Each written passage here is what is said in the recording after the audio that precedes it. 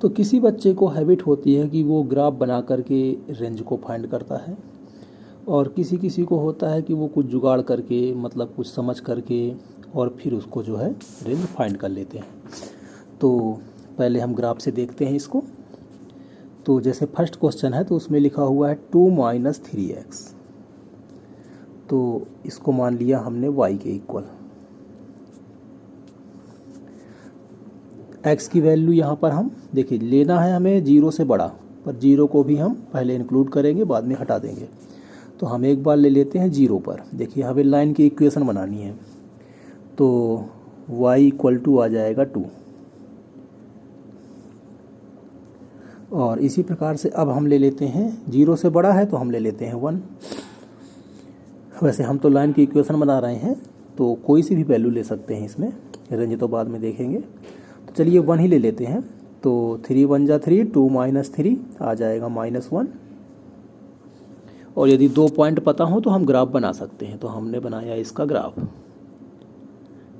ये y के लिए और ये x के लिए। तो x = 0 पर y = 2 है, अर्थात 0 पर y = 2 है, तो 1 2 यहाँ कहीं आएगा। और x = 1 पर, अर्थात यहाँ पर y की वैल्यू -1 आएगी, अर्थात इधर से कहीं से आएगी ऐसे। तो ये हो जाएगा कुछ यहाँ पर, और इन दोनों पॉइंट को हम मिला देते हैं। तो कुछ इस प्रकार से लाइन हमारी तैयार हो जाएगी। अब रेंज की बात करें तो रेंज लेना है हमें 0 से ग्रेटर के लिए। तो 0 से ग्रेटर के लिए अर्थात ये वाले हिस्से को हमें देखना है, इस वाले हिस्से को, क्योंकि इधर के हिस्से को हमें देखना है, क्योंकि यही 0 से बड़ा है और इधर तो माइनस में होता है। तो 0 से बड़ा, तो देख सकते हैं कि लाइन जो है वो यहाँ से ले करके और ये इन्फिनिटी तक चली जा रही है, अर्थात जो y की वैल्यू है वो यहाँ से ले करके और नीचे तक जहाँ भी है ये, अर्थात जो रेंज हो जाएगी वो रेंज हो जाएगी यहाँ से ले करके यहाँ तक। अर्थात रेंज की बात करें तो रेंज हो जाएगा इसका -∞ से ले करके और यहाँ तक। ये वैल्यू थी आपकी 2, ये 2 थी, तो 2 तक। अब इक्वल का साइन तो इसमें है नहीं, और यदि इसमें इक्वल का साइन नहीं है तो कुछ इस प्रकार का साइन आएगा। तो ग्राफिकल मेथड से हम इस प्रकार से इसकी रेंज हम फाइंड कर सकते हैं। यदि कुछ और समझ करके करें तो सेकंड मेथड भी देख लेते हैं यहाँ पर हम। तो हम उसको निकाल सकते हैं वैल्यू से। तो देखिए 0 पर हमने फाइंड किया तो 2 आया, जब हमने देखा 1 तो देखिए -1 आया, जब हमने देखा इसमें मान के चलिए एक वैल्यू और हमने पुट कर दी, इसमें x = 2 पुट कर दिया। तो जब 2 पुट करेंगे तो आ जाएगा 3 × 2 = 6, 2 - 6 अर्थात -4।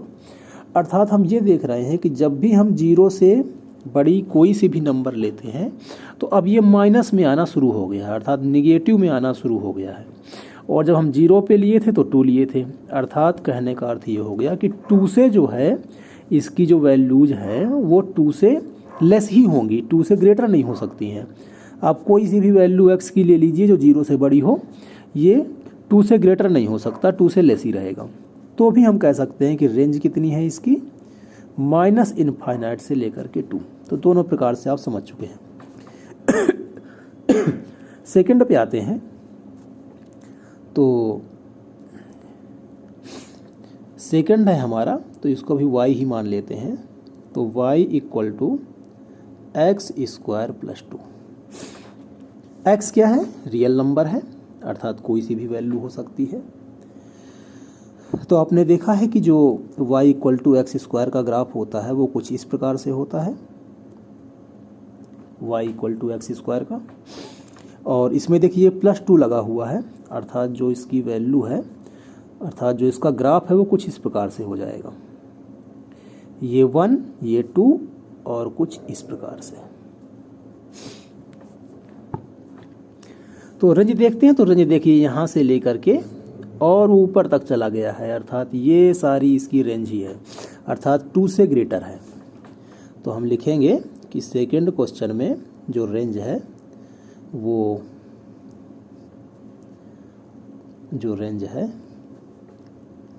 वो 2 से ग्रेटर है और रियल नंबर है, अर्थात 0 भी ले सकते हैं इसमें हम। तो कहने का अर्थ ये हो गया कि 2 से लेकर के इनफाइनाइट, और 2 भी आ सकता है, इसलिए कुछ इस प्रकार का साइन हम लगा देंगे।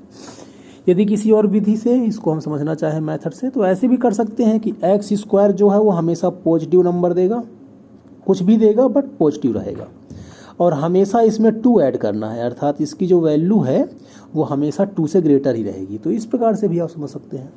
थर्ड पे आते हैं। थर्ड है आपका